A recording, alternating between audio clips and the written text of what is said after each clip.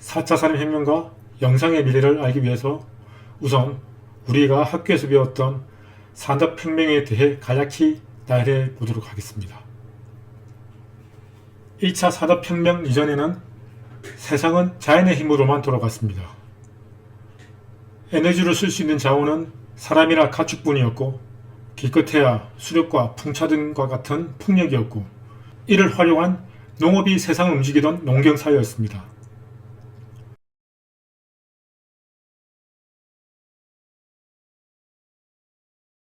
실제로 전기기관을 먼저 발견한 인물은 1705년 토마스 뉴커먼이었고 1765년 제임스 와트가 뉴커먼의 전기기관을 획기적으로 개량해 1776년 상업적으로 활용 가능한 전기기관을 발명했습니다. 전기기관을 통해 기계적 동력을 이용하여 인간의 노동력을 대체하는 공업화의 과정이라고 할 수 있습니다. 각 산업혁명 때마다 슈퍼 아이템이 있는데 전기기관이 바로 1차 산업혁명의 슈퍼 아이템이라고 할 수 있습니다. 영국을 중심으로 촉발된 제1차 산업혁명은 18, 19세기에 유럽과 북미로 확산되었습니다. 이로써 인류는 농경사회에서 산업사회로 넘어가는 중대한 변화를 맞이하게 되었습니다. 맨직물 수요가 급증하기 시작한 영국의 방직 공장에선 전기기관으로 대량 생산이 가능하게 되었고 이로 인해 맨직물 공업이 산업혁명에도 큰 주도를 하게 됩니다. 또한 전기기관은 전기기관차와 같은 교통에도 큰 발전을 가져다 주어 철도가 생겨나고 그러한 교통수단의 발전은 도시의 생성에도 큰 기여를 하게 되었습니다. 전기기관으로 상징되는 1차 산업혁명 이후 산업시대로 진입한 인류는 전기와 석유에너지를 활용하는 2차 산업혁명을 맞이하게 됩니다.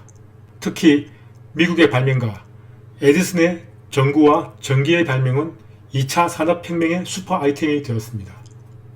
1차 산업혁명에 산업동력의 주축이었던 석탄을 이용한 전기에서 석유와 전기를 이용한 모터와 내연기관으로 바뀌었습니다. 그리고 산업의 중심지가 유럽에서 미국으로 이동하게 되었죠. 공장에는 전기가 보급되고 컨베이어 시스템이 도입되면서 대량 생산이 가능해졌고 또 그만큼 제품의 단가가 낮아지고 소비자는 더 저렴히 구매가 가능해지면서 본격적인 소비 문화가 생겨났습니다. 사진 자료에서 보듯이 1914년 헨리 포드가 자동차 공장에 컨베이어 시스템을 도입하여 대량 생산을 통한 원가 절감을 실현한 것이 그 시작이었습니다. 그리고 이탈리아 물리학자 마르코니의 대륙간 단파 통신 실험 성공과 미국의 그리엄 벨의 전화기의 발명은 통신기술의 발달에도 큰 공헌을 했습니다. 제3차 산업혁명은 디지털 혁명 또는 정보혁명이라 불립니다. 미국의 경제학자인 제레미 리프카는 자신의 저서 3차 산업혁명이라는 책에서 정보혁명의 시대라고 정의했습니다. 자, 3차 산업혁명의 슈퍼 아이템은 바로 컴퓨터와 인터넷인데요. 본격적으로 정보가 공유되기 시작했고 서류는 데이터로 진화하면서 소위 정보화 혁명, IT 혁명이 시작되었습니다. 제3차 산업혁명기는 소프트웨어가 보다 주목받는 시대라고 할 수 있습니다. 2016년 1월 스위스 다보스에서 열린 제46차 세계경제포럼에서 인류의 네 번째 산업혁명이 최초로 언급되었습니다. 이러한 3차 산업혁명이 지나 세상은 4차 산업혁명 단계로 넘어왔습니다. 4차 산업혁명의 슈퍼 아이템은 빅데이터, 인공지능, 사물 인터넷 등이며 4차 산업혁명 핵심 기술이라고 말할 수 있습니다. 그러한 기술의 발달은 VR, AR, MR 등의 영상산업에도 발달을 가져왔으며 일상, 교육, 의료 등의 분야에도 많은 발전을 가져다 줄 것으로 예상되어집니다. 1, 2차 산업이 물리적, 3차 산업이 사이버 공간이었다면 4차 산업은 두 공간을 융합한 형태라고 봐야 합니다. 어찌 보면 4차 산업혁명의 본질은 기술 자체보다는 과연 인공지능이 인간을 뛰어넘을 수 있는가에 대한 논의가 더 중요하다고 할 수 있습니다. 앞서 1, 2, 3차 산업혁명의 과정을 살펴보았습니다. 이러한 산업혁명과 더불어 영상산업의 발달도 마치 평행이론처럼 그 발전 단계를 함께 해왔습니다. 미국인 토마스 에디슨의 영사기와 축음기의 발명은 시청각 매체인 영화 탄생의 근간이 되었는데요. 그 이전에 영국의 사진작가 머 브릿지의 달리는 말이 있었습니다. 24대의 카메라로 뛰어가는 말을 연속적으로 포착하였는데 그게 바로 최초의 활동사진이었습니다. 그 이후 프랑스 루미르 형제는 토마스 에디슨이 만든 영사기에서 시네마토그라프라는 아이디어를 얻었습니다. 구멍을 통해 혼자만 볼 수 있었던 에디슨 영사기의 단점을 보완해 여러 사람이 함께 보도록 만들었습니다. 그게 바로 루미르 형제의 시네마토그라프의 탄생이었죠. 촬영과 영사 기능을 모두 갖춘 시네마토그라프는 한 장소에서 동시에 관람할 수 있는 오늘날의 시네마의 탄생을 알리는 계기가 되었습니다. 여기 사진 속 장면은 1895년 12월 28일 프랑스의 한 카페에서 루미에르 형제는 자신들이 만든 작품을 영화사인 고몽을 통하여 사람들에게 상연된 세계 최초의 영화 열차의 도착입니다. 50초의 짧은 작품의 내용이었지만 이 영화는 아무런 스토리 없이 단순히 열차가 도착하는 장면만 보여주는 것에 불과하였지만 19세기 후반의 사람들에게는 충격 그 자체였죠. 최초의 영화 이후 영화 산업은 급속도로 발전하게 됩니다. 1920년대 라디오와의 경쟁에서 영화는 무성영화에서 유성영화로 변화를 갖게 되었고 또 흑백영화에서 칼라필름으로 큰 발전이 있었고 또 텔레비전이 탄생되기도 했습니다. 그리고 영화관에서는 스테레오 입체 영화가 선보이기도 했습니다. 영화는 시네마스코프에서 70mm 필름까지 화면의 대형화가 이루어지기도 했고요. 과거에 비해 엄청난 물량과 제작비가 들어간 블록버스터가 탄생되기도 했습니다. 특히 텔레비전과 비디오 카세트 플레이어의 보급은 극장에서뿐만 아니라 각 가정에서도 본격적인 영상 혁명이 이루어지게 됩니다. 평행 이론을 가정한다면 여기까지가 1차, 2차 영상산업혁명이라고 유추될 수 있습니다. 그리고 아날로그에서 디지털화되는 3차 영상산업혁명을 맞이하게 됩니다. 이 시대에는 군사 컴퓨터 기술의 발달로 영화 산업에도 많은 부분에서 응용되었는데 CG 기술의 발달은 상상을 시각화시키는데 큰 공헌을 하게 됩니다.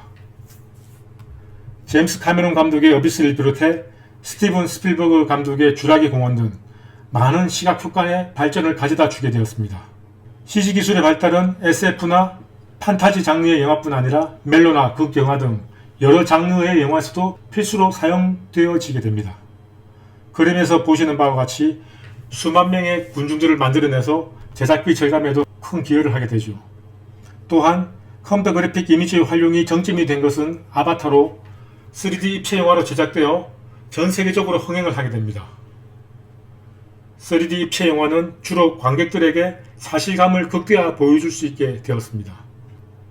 자, 이제 4차 산업혁명과 더불어 영화 영상 산업은 어떻게 발전하게 될까요? 바로 VR, AR, MR, 클라우드 스트리밍 서비스와 드론의 발전으로 이어지게 되는 거죠.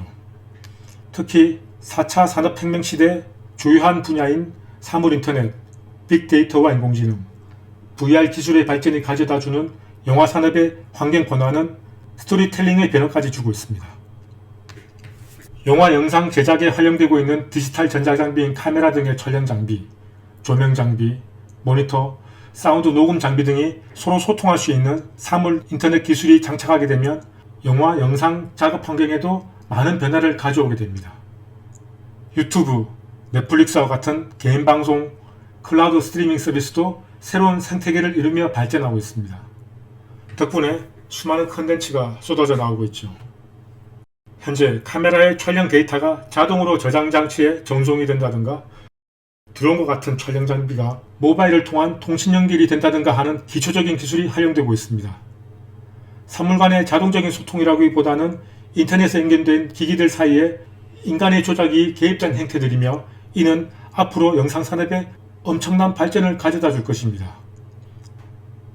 여기까지 1, 2, 3, 4차 산업혁명에 기반한 영상 기술의 혁명을 살펴보았습니다. 방송통신 및 컴퓨터의 기술의 발전에 따라 아날로그가 디지털화가 되고 하드웨어 작업이 소프트화가 되고 테이프 기반의 제작 과정이 파일과 네트워크 기반의 제작 과정으로 변화함에 따라 방송 미디어 제작, 전달, 유통, 소비에 이르는 전 과정에서 클라우드 컴퓨터 기술이 적용 가능한 수준으로 진화되고 있습니다. 이에 따라 신속성, 유연성, 저비용이 가능한 클라우드 컴퓨터 기술의 활용으로 새로운 비즈니스 모델의 창출이 가능할 것으로 예상되어집니다.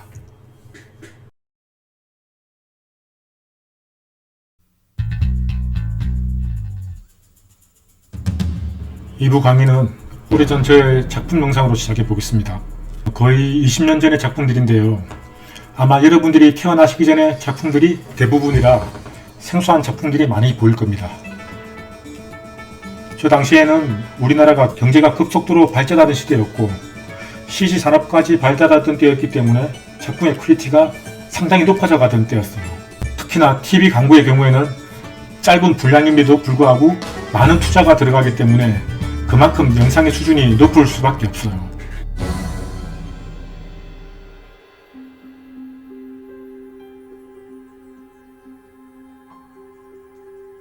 대부분 제가 슈퍼바이저를 한 작품도 또 연출한 작품들도 합성유의 작품들이 많이 이루어져 있는데요. 저는 CG 작업을 겸하고 있는 감독이기 때문에 그런 부분이 많이 특화되어 있습니다.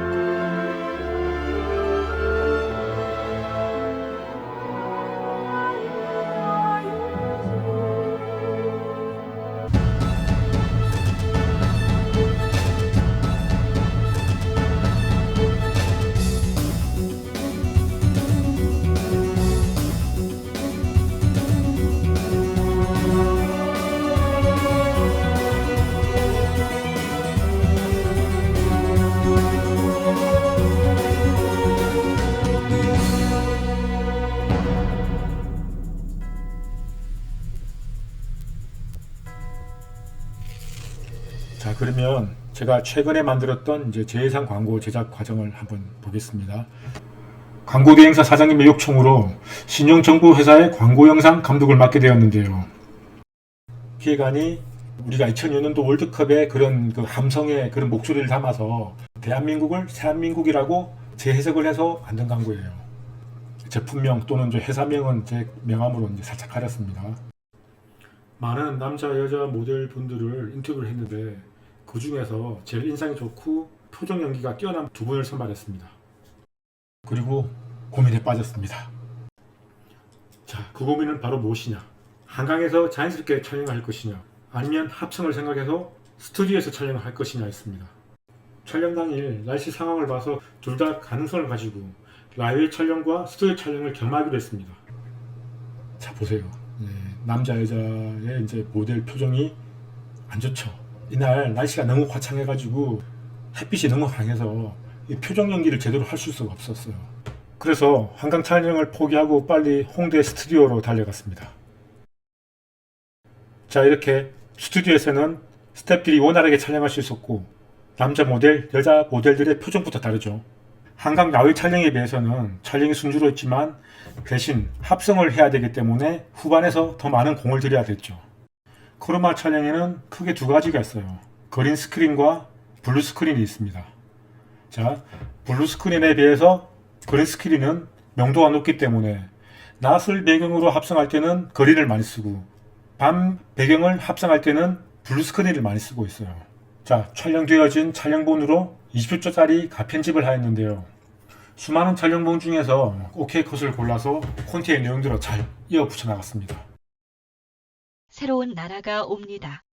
세상에서 신용으로 제일 큰 나라가 옵니다. 50년 역사로 더 크고 믿음직하게 새한 신용 정보가 만들어가는 신용 대한민국입니다. 50년을 넘어 100년을 향해. 그리고 가편집 폰이니까 나레이션 성우가 아닌 컴퓨터 음성으로 진행했습니다.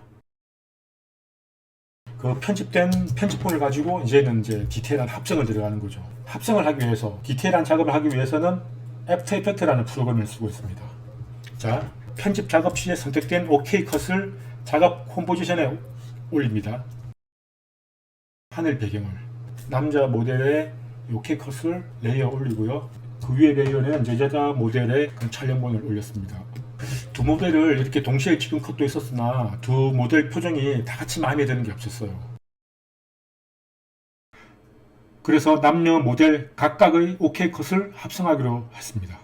남자 모델의 진지한 표정과 고개를 살며시 들며 한 곳을 바라보는 여자 모델의 표정이 한신으로 보여지게끔 합성을 하였죠.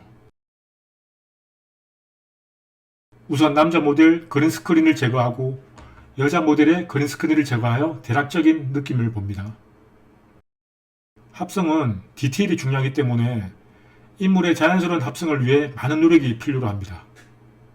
보시는 것처럼 얼굴과 또 머릿결과 또 사람의 몸 부분의 엣지 부분을 보호해주고 여성 모델의 두드러진 턱선을 좀 더 아름답게 다듬어 주어서 마치 성형수술과도 같은 후반 작업이 이루어집니다. 자, 비교되시죠?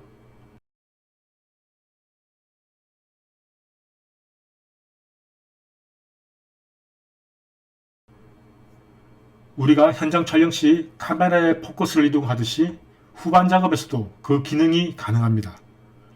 남자 모델에게 포커싱이 되었다가 여자 모델에게로 포커싱이 이동되는 거였는데 탑뷰에서 보시는 것처럼 카메라의 포커스 이동에 따라서 오른쪽 화면에 보시듯이 변화되는 이미지를 볼 수 있습니다.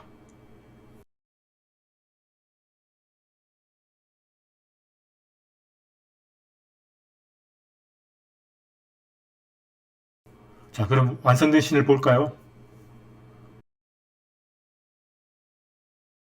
그리고 촬영본을 비교해 볼게요. 어떠세요? 다음으로 엔딩 컷도 살펴보겠습니다. 이번에는 남녀 모델이 함께 촬영된 OK 컷으로 합성이 진행되었는데요. 마찬가지로 크로마키를 제거하고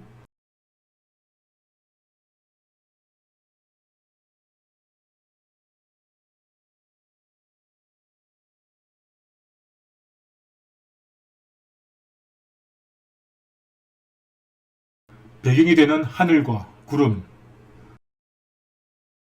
그리고 3D로 작업된 깃발, 또 먼 발치에는 한강 건너편의 도시 이미지도 합성을 해줍니다.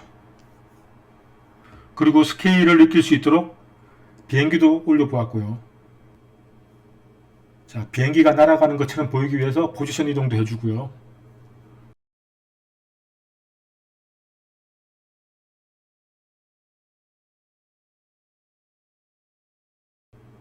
최종적으로 카메라의 무빙으로 공간감을 더 극대화시켜 봅니다. 완성된 씬을 볼까요? 그리고 20초 최종 완성본입니다. 새로운 나라가 옵니다. 세상에서 신형으로 제일 큰 나라가 옵니다. 50년 역사로 더 크고 믿음직하게 새한 신형 정보가 만들어가는 신형 대한민국입니다. 50년을 넘어 100년을 향해 자, 이렇게 새한 해서 한 신형 편의 정보. 광고 영상 제작 과정을 보셨습니다. 이러한 저예산 광고에도 많은 스태프들의 숨은 노력과 공이 들어간다는 것을 아셨을 겁니다. 2부에서는 여러분들이 좀 더 흥미있어할 아이돌 전시 영상 제작 과정을 설명하려고 합니다. 5년 전 롯데 월드타워의 스타이비니에 설치된 영상들인데 당시 인기 아이돌 그룹들이 대거 참여한 프로젝트였습니다. 대표적으로 엑소랑 슈퍼주니어 코너를 소개하려 합니다. 안녕하세요. 우주대스타 김유철입니다. 보시는 바와 같이 엑소의 각 멤버들을 클릭하면 건너편 화면에서 선택된 멤버가 춤사위를 하는 걸로 연출되었습니다.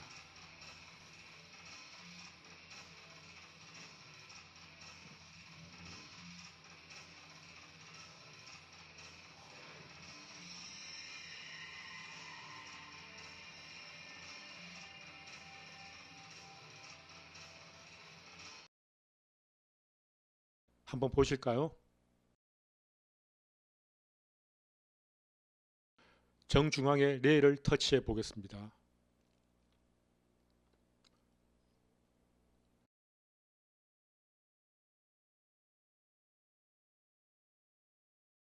자, 레이가 춤을 열심히 추고 있군요.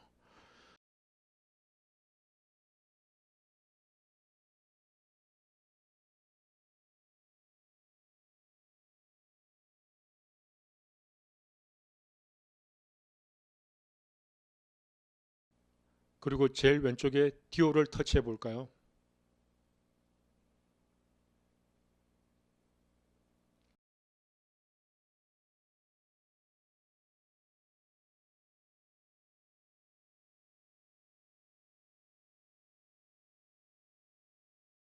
이 작업을 위해 수십 번의 테스트를 거쳐서 얻어난 효과로 꽤 괜찮은 결과물이 나와서 롯데 쪽 클라이언트 분들도 만족해 하셨습니다.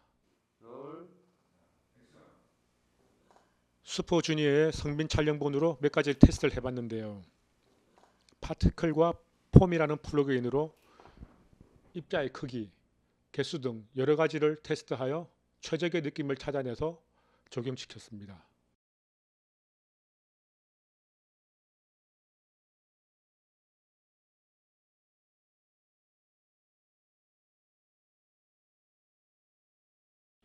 보시는 바와 같이 도트가 너무 굵어도 액션감과 디테일이 떨어지고 너무 밀도가 높아도 사이버틱한 느낌이 나질 않아서 최적의 결과물이 나올 때까지 여러 테스트 단계를 거쳤습니다.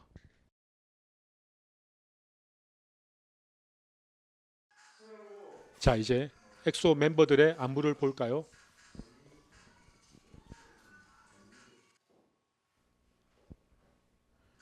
이렇게 촬영된 소스를 가지고 작업하는 과정을 보시겠습니다.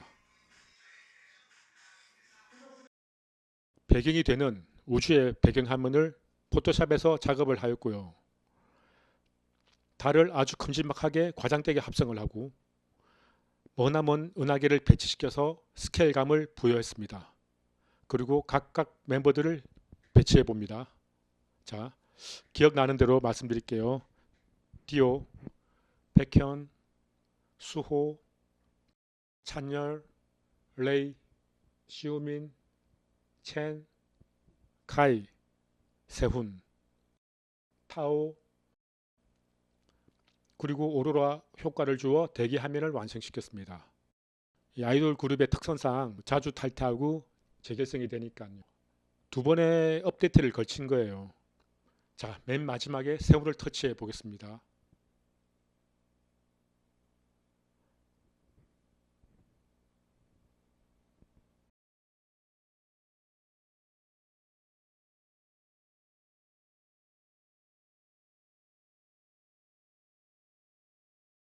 자, 엑소에 대한 설명은 여기까지고요.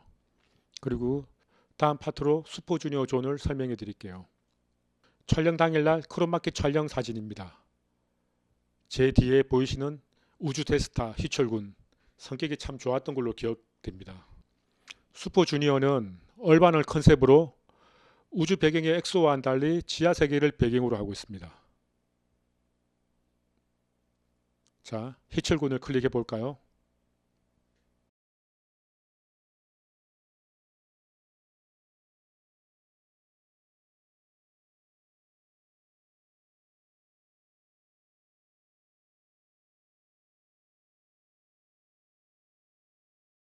마찬가지로 희철군의 퍼포먼스가 펼쳐집니다.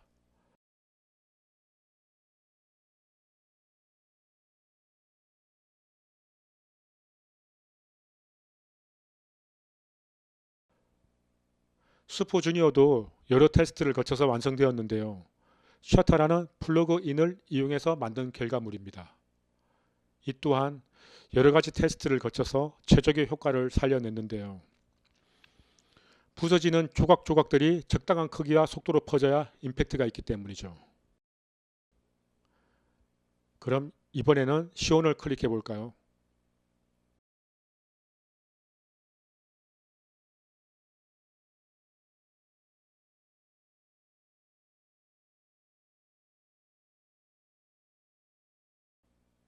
시온의 퍼포먼스가 펼쳐지고요.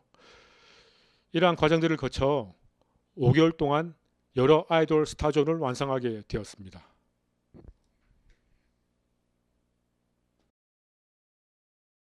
이번에는 우리나라에서 제일 높은 건물인 롯데 월드타워 홍보 영상 제작 과정을 살펴보겠습니다. 가장 귀한 분들을 위해 준비했습니다.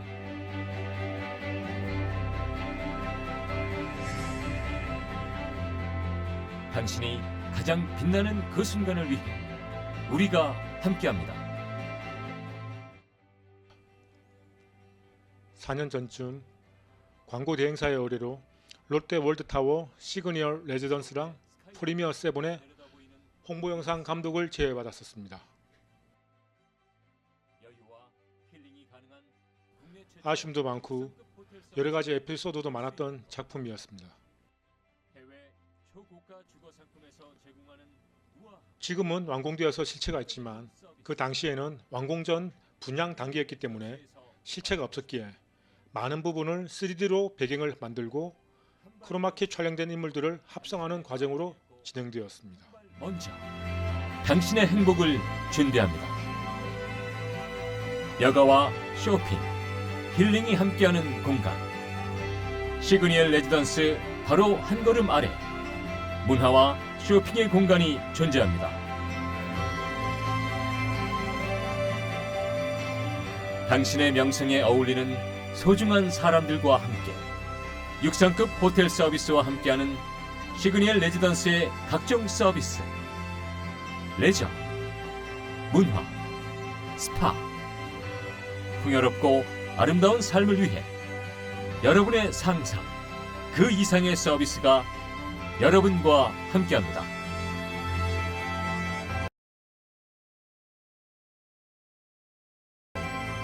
매 순간을 채우는 특별한 경험, 시그니엘 레지던스라면 가능합니다. 당신의 미소가 아름다운 최고의 순간, 소중한 순간이 언제까지나 빛날 수 있도록 시그니엘 레지던스가 함께합니다.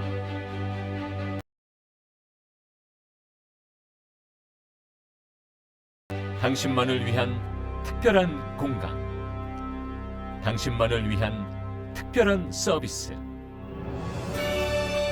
여러분의 일상이 보석같이 빛나는 곳, 세상에서 가장 귀한 이들을 위한 특별한 공간. 이제 당신이 누릴 차례입니다. 자, 여기까지가 완성본이고요. 완성본에는 없지만 제가 운전기사로 깜짝 출연한 공항 씬을 살펴보겠습니다. 공항의 배경이 될 만한 넓은 대지의 하늘을 백그라운드로 하고 공항 건물 그리고 3D로 작업된 슈퍼리치의 전용기와 리무진을 합성합니다. 그리고 크로마키 촬영된 제 모습에 크로마키를 없애고 남자 주연 모델도 합성합니다. 최종본에는 삭제된 씬이지만 첫 시사 때 운전기사가 무서워 보인다는 평이 있어서 재미로 보여드렸습니다. 영상 광고 특성상 국내뿐 아니라 해외 외국인들도 고객이었기 때문에 외국 모델을 많이 기용했었습니다. 마지막 파티씬을 살펴볼 건데요. 또한 배경이 3D로 작업이 되었고 크로마키 촬영된 각 인물들을 레이아웃에 따라서 배치되어 합성되었습니다. 남자 조연, 여자 조연 모델들이 남녀 주연 모델들 주위에 배치되어서 합성되고 있습니다.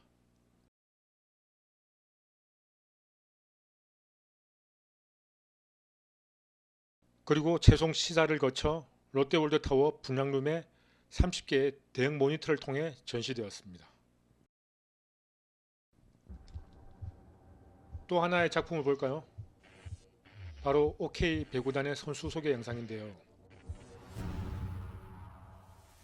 선수들의 역동적인 모습을 경기장 스크린을 통해 소개하는 영상입니다.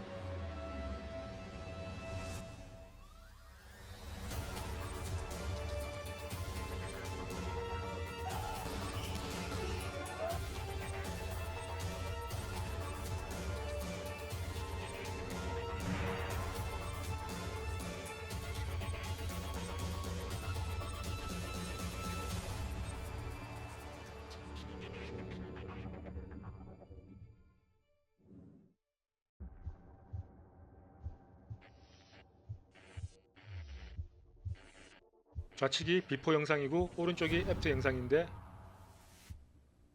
색감과 배구공의 파티클 이펙트를 비교해서 보실 수 있습니다.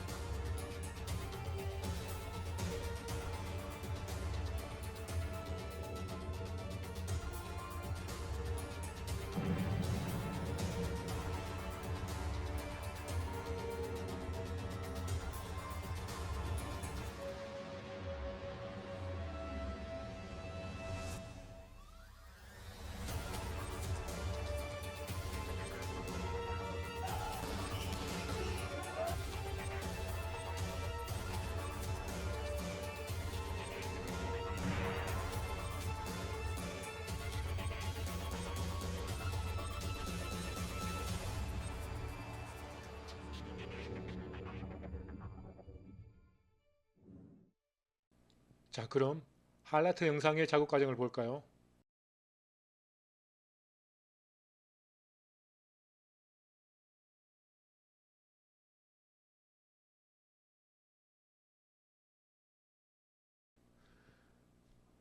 지금은 이직한 외국인 용병 선수인데 이렇게 슬로우 모션으로 촬영된 영상을 각 시차별 정지 영상을 차례로 합성하고 배구공을 스파이크하는 타격점에 휘몰아치는 느낌을 주었습니다.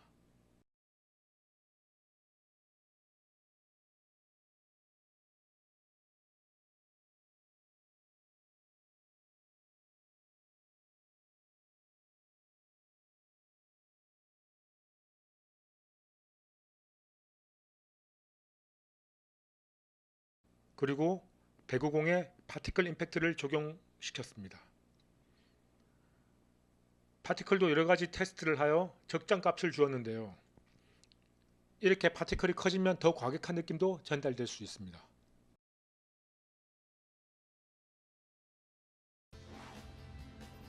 마지막으로 7년 전 작품을 보여드릴게요. 당시 4G 시대였는데 곧 도래할 기가 인터넷 5G 시대를 맞아 제작된 영상입니다. SK 기가 인터넷 세상에 오신 여러분 환영합니다.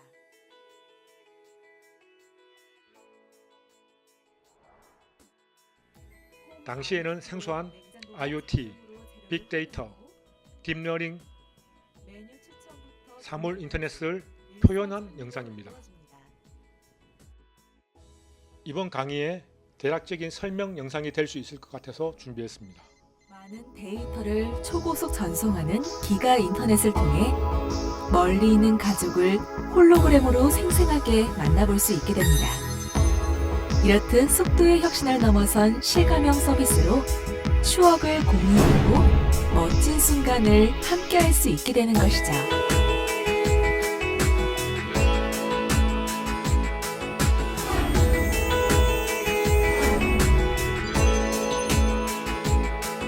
또한 원격 진료를 통해 건강 상태를 실시간으로 체크하고 진단받음으로써 집안에서도 편리하게 의료 혜택을 제공받을 수 있게 됩니다.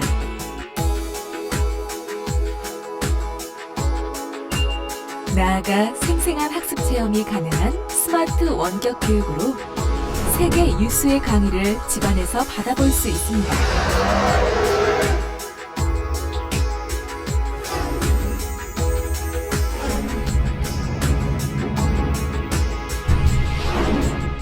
빅데이터를 바탕으로 취향과 상황에 맞춘 오늘의 코디를 추천하며 합리적인 선택을 돕습니다.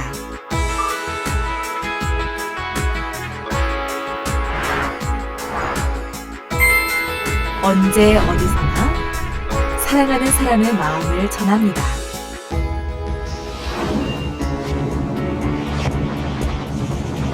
SK 기가 인터넷은 당신이 필요로 하는 것을 더욱 빠르게 제공하고 사랑하는 사람을 더욱 가깝게, 소중한 순간을 더욱 즐겁게 만들어갑니다. 당신의 행복을 위한 기술, SK 기가 인터넷.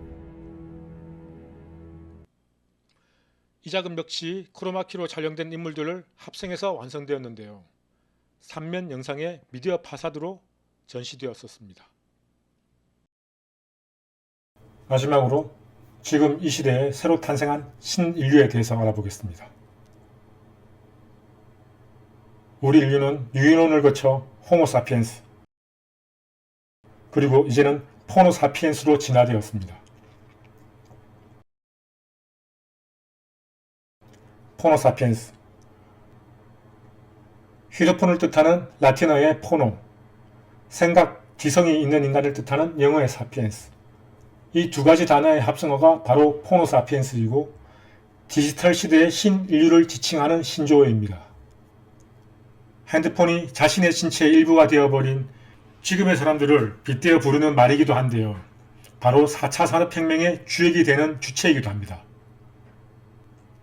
또한 포노사피엔스는 새로운 문명의 표준이 되는 시대이기도 합니다. 그럼 이러한 4차 산업혁명의 주역으로서 영상방송 미디어에는 어떠한 역할과 영향을 미칠 것인가에 대해서 알아보겠습니다. 현재 공중파 방송 3사가 잠식하던 시대에서 1인 미디어가 지배하는 시대로 바뀌어져 가고 있습니다. 폰은 우리 생활과 문화에 큰 혁명을 불러일으켰습니다. 스마트폰 뱅킹으로 금융혁명이, 모바일 쇼핑으로 유통혁명이 일어났고 유튜브, 넷플릭스 같은 소셜미디어 클라우드 스트리밍 서비스로 미디어 혁명이 일어나고 있습니다. 바로 미디어의 4차 혁명이 일어난 것이죠. 앞서 강의 일부에서 말씀드렸다시피 산업혁명과 영상혁명의 평행 이론은 그 계보를 함께 한다고 볼 수 있습니다. 4차 산업혁명은 제품, 설비, 인간이 연결되는 사물 인터넷 혁명입니다. 1, 2, 3차 산업혁명의 융합된 형태라고 말씀드렸는데요. 그 모든 것이 발달해 인공지능이 탄생된 것이죠. 학습된 데이터를 바탕으로 딥러닝을 통해 발달한 인공지능은 이제 인간을 앞서가기 시작했습니다. 그 예로 불과 몇 년 전 우리나라의 바둑국가 대표인 이세돌이 인공지능 AI 알파고에 패배한 적이 있죠. 자, 그렇다면 역으로 반문해 보겠습니다. AI가 인간을 이길 수 없는 영역은 무엇일까요? 네, 바로 창작의 영역입니다. AI가 우리의 생활 패턴, 지능, 성격을 분석하고 우리가 원하는 제품을 보여주고 또 우리의 언어를 번역하고 미래를 제시하는 시대지만 인간의 크리에이티브한 영역은 넘어설 수가 없습니다. 창작은 아직 인간만의 영역인 것입니다. 4차 산업혁명으로 일자리의 영역은 굉장히 많은 변화가 일어날 것입니다. 다보스 포럼의 보고서에 의하면 2020년까지 4차 산업혁명으로 약 710만 개의 일자리가 사라지고 200만 개의 일자리가 새롭게 만들어질 것이라고 전망했습니다. 기계와 AI가 인간의 정신적, 육체적 노동을 대체하더라도 인간의 창작 능력까지 대체하기에는 아주 먼 미래나 가능할 것으로 생각되어집니다. 그렇게 사라지는 일자리에 반해 영상산업 분야는 오히려 늘어나는 일자리로 영상에 관심 있어 하는 여러분들께는 지금보다 더 진보되고 수준 높은 일자리가 창출되어질 거라고 예상되어집니다. 포노사피엔스, 그 신체의 일부인 폰 하나로 이미지를 담아내고 또 공유하며 수많은 것들을 할 수가 있습니다. 폰 하나로 영상을 찍고 또 여러 의미 있는 영상들을 접하고 가슴에 담아보세요. 바로 1인 방송을 시작해보세요. 지금 당장 자신만의 생각을 영상에 담아보세요. 그것이 바로 여러분의 콘텐츠이고 미래의 가치인 것입니다. 스마트폰 하나로 세상을 바꿀 수 있는 시대가 왔습니다. 제 강의를 관심 있게 들어주신 여러분을 응원합니다.